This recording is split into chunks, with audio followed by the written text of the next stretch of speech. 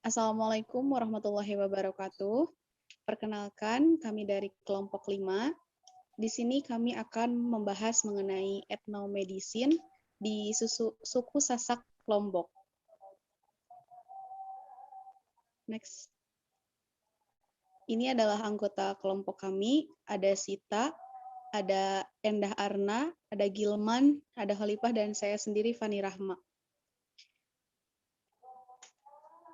Di sini kami akan membahas 4 bahasan. Yang pertama ada karakteristik daerah, yang kedua ada kearifan lokal atau local wisdom, yang ketiga ada potensi bahan alam, dan yang terakhir ada identifikasi tanaman. Langsung saja kita membahas karakteristik daerah yang akan dibahas oleh Endah. Dipersilahkan. Baik, terima kasih. Yang pertama di sini ada geografi suku Sasak. Suku Sasak sendiri ini bertempat di Pulau Lombok. Pulau ini terletak di sebelah timur Pulau Bali, dipisahkan oleh Selat Lombok. Di sebelah timur pulau ini berbatasan dengan Selat Atas yang memisahkan pulau ini dengan Pulau Sumbawa. Luas wilayah pulau yang termasuk ke dalam Provinsi Nusa Tenggara Barat ini kurang lebih 5.435 km. Kemudian Pulau Lombok secara administratif terdiri dari 5 kabupaten dan kota, yaitu Kabupaten Lombok Barat, Kabupaten Lombok Utara, Kabupaten Lombok Timur, Kabupaten Lombok Tengah, dan Kota Mataram. Kemudian di sini ada demografi. Suku Sasak telah menghuni Pulau Lombok selama berabad-abad sebelum Masehi. Ada pendapat yang mengatakan bahwa orang Sasak berasal dari pencampuran antara penduduk asli Lombok dengan para pendatang dari Jawa. Dan ada juga yang menyatakan leluhur orang Sasak itu adalah orang Jawa. Tetapi ada juga yang menyatakan suku Sasak berasal dari percampuran pendatang dari Bali karena banyaknya penganut agama Hindu di Pulau Lombok. Terlihat dari banyaknya pura di Pulau Lombok. Suku Sasak Lombok dengan jumlah penduduk sekitar 3,3 juta jiwa per bulan Agustus 2021. Kemudian di sini ada sosial budaya. Yang pertama ada bau nyale. Dalam bahasa Indonesia sendiri itu berarti menangkap nyale. Nyale sendiri ini merupakan hewan sejenis cacing laut yang hidup di lubang-lubang batu karang di permukaan laut. Kemunculan cacing laut ini hanya sekali setahun di Pulau Lombok yang merupakan kemunculan dalam jumlah besar. Kemudian yang kedua ada Rebo Bontong. Suku Sasak percaya bahwa hari Rebo Bontong merupakan hari puncak terjadi bencana dan penyakit bala, sehingga bagi mereka sesuatu yang tabu jika memulai pekerjaan tepat pada hari Rebo Bontong itu akan menyebabkan bala. Kata rebo dan juga bontong itu kurang lebih artinya putus atau pemutus. Upacara rebo bontong dimaksudkan untuk dapat menghindari bencana atau penyakit. Upacara ini digelar setahun sekali, yaitu pada hari Rabu di minggu terakhir bulan Safar dalam kalender Hijriah. Kemudian yang ketiga ada bebubus batu.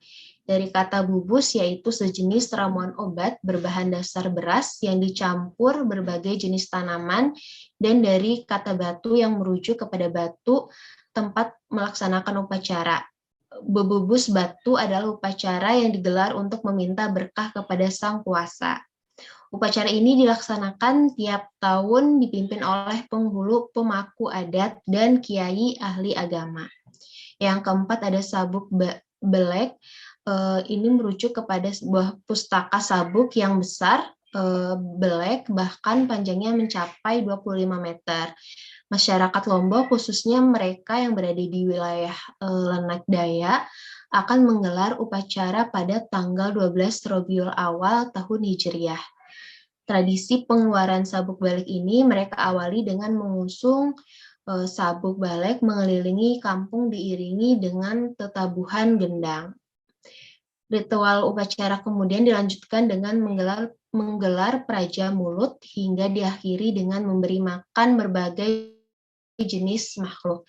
Yang kelima ini ada lomba memaos. Memaos kurang lebih artinya membaca, dan orang yang membaca disebut pepaos. Lomba memaos adalah lomba untuk membaca lontar yang menceritakan hikayat dari leluhurnya.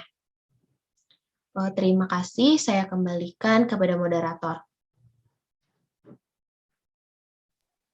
Terima kasih kepada Teh Endah yang sudah memaparkan materinya. Kemudian kita lanjutkan kepada materi yang kedua, yaitu local wisdom, yang akan disampaikan oleh Khalifah. Saya persilahkan. Baik, di sini saya akan menjelaskan sedikit tentang local wisdom atau kearifan lokal dari masyarakat Sasak. Nah, kearifan lokal tidak bisa dilepaskan dari praktik keagamaan dan budaya. Kearifan lokal juga digunakan untuk mengatur sistem sosial. Jadi, kehidupan orang Sasak ini penuh dengan aturan tentang bagaimana berkomunikasi dengan arif dan bijaksana. Hal ini tercermin dari nasihat-nasihat orang atau petua orang Sasak sebelumnya yang masih ada dan masih digunakan hingga sekarang. Dalam masyarakat Sasak ini dikenal istilah dengan kearifan lokal dan kearifan ekologis. Nah, kearifan lokal ini terletak pada bagaimana suku Sasak memegang teguh adat istiadat mereka dalam kehidupan sosial sehari-hari. Next.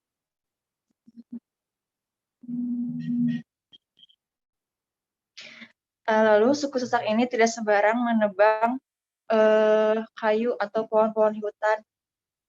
Begitu pula di sumber air, dijaga dengan sebaik-baiknya dengan cara mengirimkan sasajen pada waktu-waktu tertentu. Nah, khususnya itu pada malam Jumat. Suku Sasak ini juga memanfaatkan air sesuai dengan kebutuhan. Sikap-sikap inilah yang disebut dengan kearifan lingkungan suku Sasak. Selain menggunakan bahasa Indonesia juga, masyarakat suku Sasak ini menggunakan bahasa Lombok, bahasa Sasak, yaitu bahasa ibu mereka sebagai bahasa utama komunikasi sehari-hari. Di seluruh Lombok ini ada bahasa Sasak dalam dialek yang berbeda, yaitu dialek Lombok Utara, Tengah, Timur Laut, dan Tenggara. Next.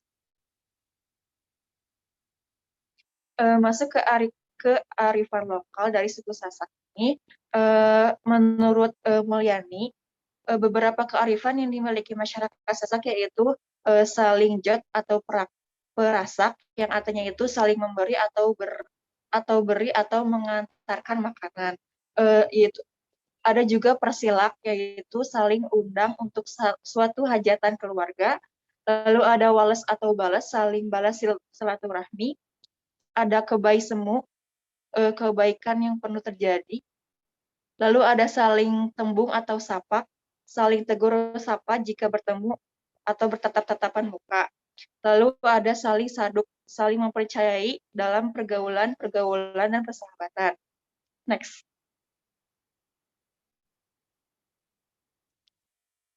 Lalu masyarakat Sasak ini sangat memegang teguh pada hukum adat dan memegang teguh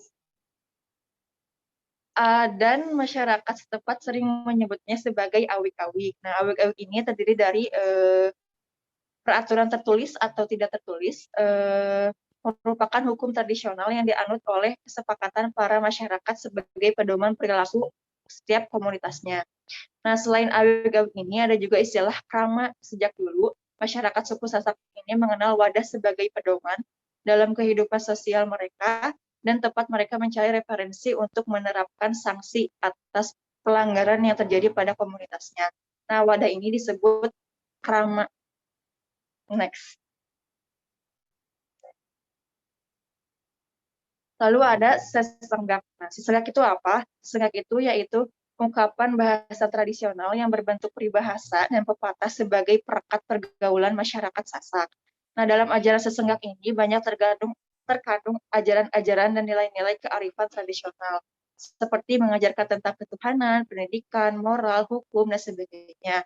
Nah, beberapa contohnya antara lain adekta atau adekte tahu jauh arik, yang artinya itu bahwa dalam suatu perselisihan atau pertengkaran yang sedang terjadi dan memanas, kita harus mampu menjadi pendingin. Kayak istilahnya itu kayak penengahnya gitu. Lalu ada besual atau besiak, cara anak kemidi, yang artinya itu boleh saja kita berselisih pendapat, tetapi tidak boleh menyimpan dendam. Next. Nah, di suku Sasak ini juga ada kearifan lingkungan. Orang Sasak ini memiliki pengajaran materialistis dan sekuler yang relatif sedikit. Sikap hidup mereka menetapkan bahwa mereka pasrah pada nasib. Dengan demikian, apa yang mereka ciptakan cukup untuk memenuhi kebutuhan biologis dan fisik. Namun, sistem kepercayaan yang mereka anut ini tidak sebatas mitos masyarakat, tetapi kepercayaan mereka juga terhadap tuntunan leluhur juga melahirkan sikap-sikap yang berkontribusi pada sikap bijak lingkungan. Nah, petuah yang terkenal di masyarakat Sasak ini yaitu Solah Mengawek, Solah Camdaet, Bayok Mengawek, Bayok Eam, Yo Eam Daet. Nah, yang artinya itu, yang dikerjakan maka akan mendapat kebaikan. Artinya, baik yang dikerjakan maka akan mendapat kebaikan, dan yang buruk apabila yang buruk dikerjakan maka akan mendapat keburukan. Next.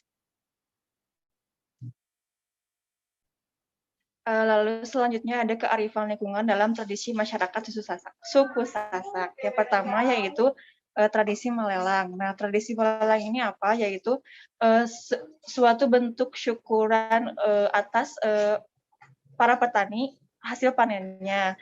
Ini tuh melelang itu dari merupakan ini menjadi permainan yang sangat ramai hingga sekarang. Lalu ada tradisi menjanggo. Nah, tradisi menjanggo ini yaitu suatu tanda pengenal tanah garapan yang diberi tanda pengajiran agar tidak diusahakan oleh orang lain atau dieksploitasi. Lalu ada tradisi bau nyale. Nah, tradisi bau nyale ini yaitu diadakannya itu setahun sekali. Bau nyale sendiri itu cacing tanah. Jadi cacing tanah yang diambilnya itu dipercaya bahwa cacing ini dapat menyuburkan hasil panennya nanti. Seperti itu. Terima kasih, saya kembalikan pada moderator.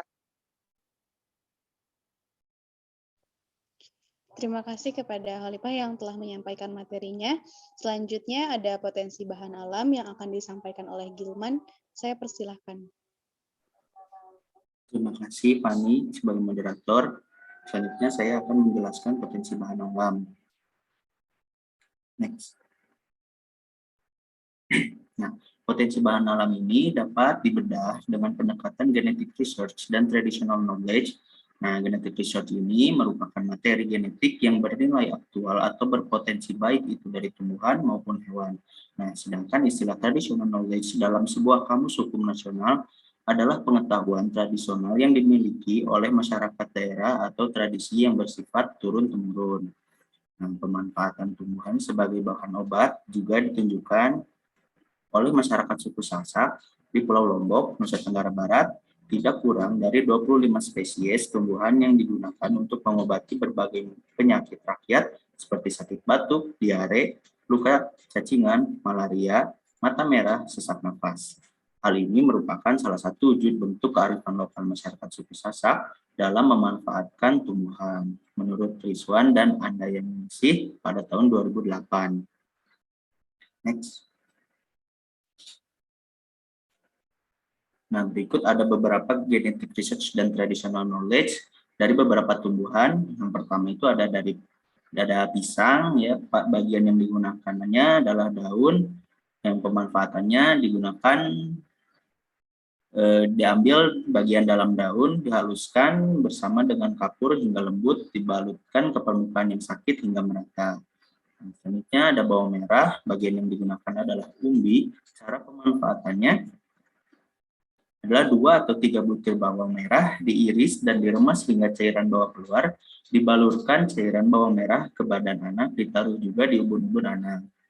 Nah, selanjutnya ada sirih, bagian yang digunakan adalah daun. Cara pemanfaatan daun sirih ini diremas sampai keluar cairan, lalu digosokkan ke bagian yang datar. Nah, selanjutnya ada buah jarak.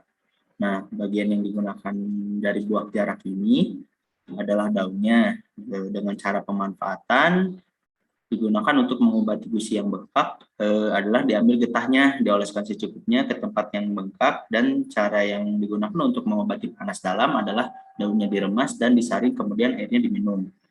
Lalu ada ubi jalar, bagian yang digunakan adalah daun. Cara pemanfaatannya yang digunakan adalah daun ubi jalar ditumbuk sampai halus, lalu ditempelkan pada tempat bisul. Selanjutnya ada kumis kucing, bagian yang digunakan adalah bunganya. Nah, cara pemanfaatan yang digunakan adalah daun dan bunga direbus sampai mendidih, lalu airnya diminum. Selanjutnya ada mahoni, bagian yang digunakan adalah buahnya. Nah, cara pemanfaatan yang digunakan adalah buah dibelah, kemudian bijinya diambil, lalu diminum airnya.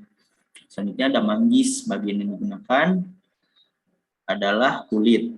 Nah, cara pemanfaatannya adalah kulit buah dijemur hingga kering, kemudian diseduh seperti teh. Lalu yang selanjutnya ada bayam duri, bagian yang digunakan adalah daun, disaring dan dicampur dengan gula batu, lalu diminum seduhan airnya.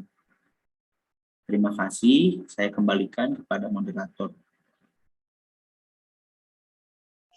Terima kasih kepada Gilman yang sudah menyampaikan materinya. Selanjutnya membahas mengenai identifikasi tanaman yang akan dibahas oleh Sita. Saya persilahkan. Ya, terima kasih moderator.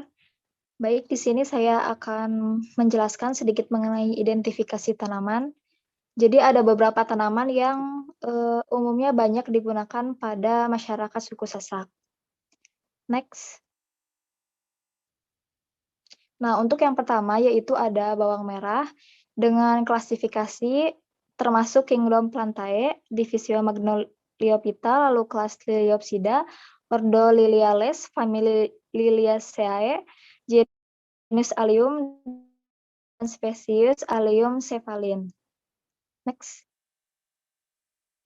Nah, untuk peranan dari bawang merah, menurut Alaudin 2020, bawang merah atau Allium cephalin memiliki persentase penggunaan tertinggi sebanyak 4,51% pada masyarakat suku Sasak. Nah, pada masyarakat suku Sasak ini menyebutnya sebagai bawang abang atau dalam bahasa Indonesia yaitu bawang merah.